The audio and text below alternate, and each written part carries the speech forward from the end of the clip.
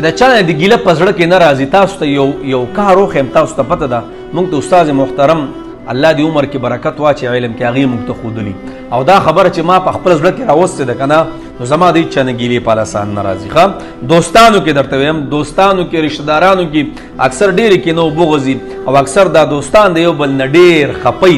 تاسو وجه دی کې وجه څه ده تاسو ته پته ده؟ مین خبره دی کې څه ده؟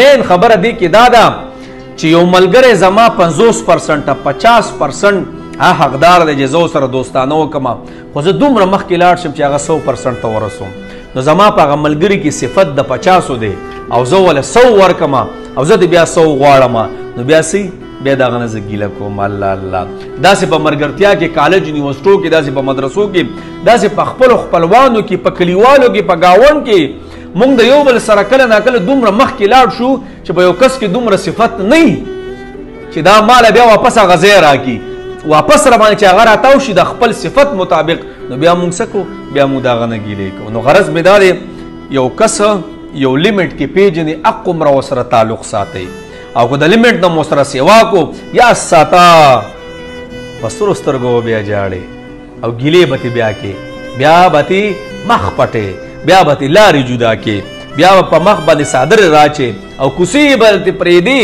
او بل سیډونو ته به اوړې. د دې نه مخکې یو بل پیژنئ، هغه مناسبت سره به یو بل سره تعلق ساتئ، ډېر به خوشحاله یې. ښه الله خوشحاله کړي.